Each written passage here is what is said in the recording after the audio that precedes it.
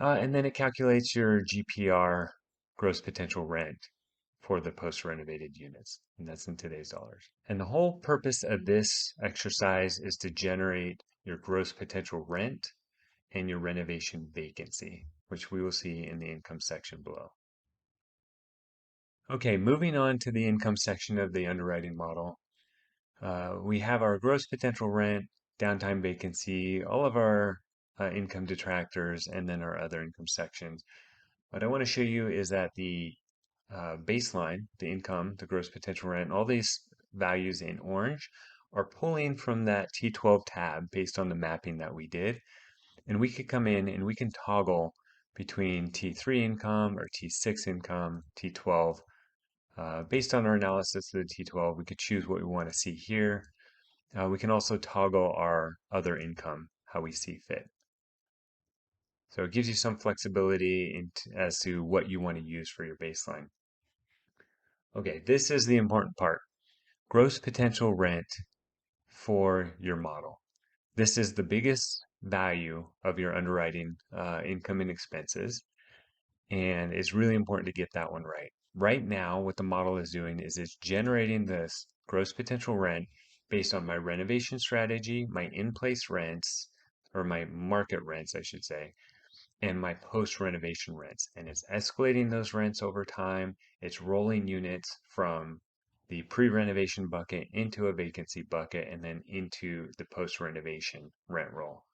So that process again takes place off to the right, and you can kind of see the unit mix and the rents from the renovation strategy here in this group section.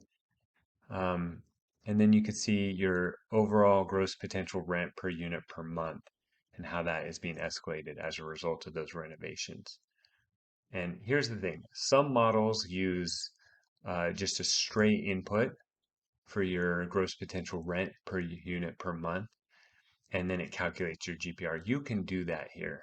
So you can use either method. If you decide you don't want to use this renovation roll strategy or algorithm, you could come in here and just say, well, I want to use 1200 for year one. We're going to get it to 1200. And you can see this all grays out. It's no longer using this data to generate your gross potential rent. And now you can manually go in and escalate your rents however you see fit or based on your own analysis. So you have options. And the way you go back is you zero it out. The other thing I'll mention is, as I mentioned earlier, the unit mix, rent, and interior renovation strategy section. It generates this gross potential rent at the top, and it also generates this downtime vacancy value. So again, rolling units from the rent roll into a vacancy bucket for 2 months for renovation and then back on to the post-renovation rent roll. It generates this vacancy value. So then you can use those values. They're in orange. You can zero them out. If you do come in here and let's say you zero out year two, you think it's really going to be around 1400.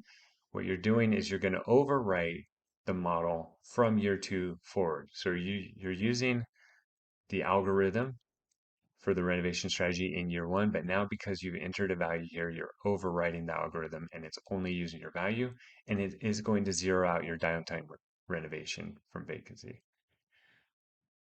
So I'll go zero and it puts it back. So it's important to understand the two different methods for getting to gross potential rent in this model. You can use the algorithm for the renovation strategy, or you could come in here and you could put in your own values for gross potential rent, which bypasses that unit mix table entirely. All right, now the rest is pretty straightforward. It's standard underwriting 101. Just go ahead and put in your general vacancy, concession, bad debt, loss to lease percentages. It's going to calculate your value here.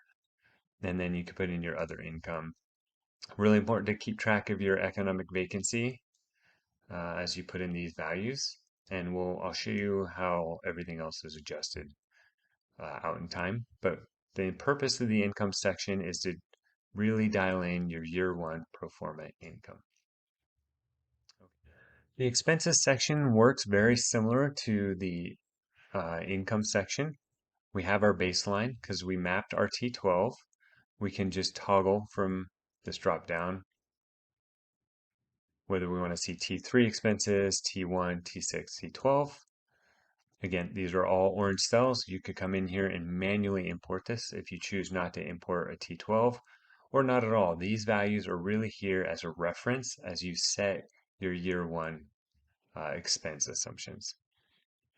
All right, and then just setting the year one expense assumptions, you just input the dollar per unit per year here, and then it calculates your year one. In the management fee, we do a percentage based on the income above, and then make ready is a dollar amount. Taxes, taxes are very important. They're most oftentimes the very largest expense that you're going to have. So spend time understanding your taxes. I always recommend spending good quality time trying to figure out the taxes, look at past tax bills, and call the local appraiser and assessor to figure out what their story is. Are they going to appraise on sale? Do they have set tax increases? Really important to dial that in. And so get the taxes right. Your insurance is also important, especially now. It seems like insurance rates are definitely going up. And I have in the comments just general rules of thumb as a guideline, but do your own research for your area. Similar to the income, there is an override feature. If you want to just override expenses to a dollar per unit per door, you could go $6,500 and it will use that value and it will bypass everything that you set for expenses. So you could do it very quickly, underwrite $6,500 a door, and then it escalates it based on the growth rates that you set below, which we will get to in the next section. Now that our pro forma year one income and our expenses are set, what this section does is it allows you to escalate that over time, however you see fit. So you can see for rent growth in this scenario, I'm forecasting 5% year one, year two, 5%, 3, 3, 3. You can forecast up to 10 years if you like. You just overwrite these orange formulas or orange fonts that are formulas that you can overwrite. But for the most part, I only set the first few years and then I let the formula just carry that out through the end of time. The other items to fill out here are your general vacancy, your concessions, bad debt, and loss to lease. And this is how your economic vacancy is calculated. So what I'll do is if we have a really high loss to lease on a property, I'll generally like bleed that off over time. If we come in, if I analyze a property that has maybe an 8% loss to lease, I'll probably take that down slowly over a couple of years. This one's not too bad, but I really keep an eye on my economic vacancy as I model this out over time. So that's there. And then how do you want to inflate your other income, your operating expenses, excluding your tax bill? So this is all the other operating expenses. I have taxes broken out separately because like in this scenario, I talked to the assessor and I know by the fourth year of ownership, actually by the end of the third year, we're going to get a scheduled reassessment. And I'm just baking in a 10% tax bump as a result of that reassessment in year four. And then you can escalate your CapEx over time. And that's it. Pretty straightforward. I do have year one based on all of your underwriting above as reference. And you can see the downtime vacancy based on renovation is pulled down here. And then I kind of toggle between the downtime vacancy for renovation and general vacancy. I'll toggle those over a couple years.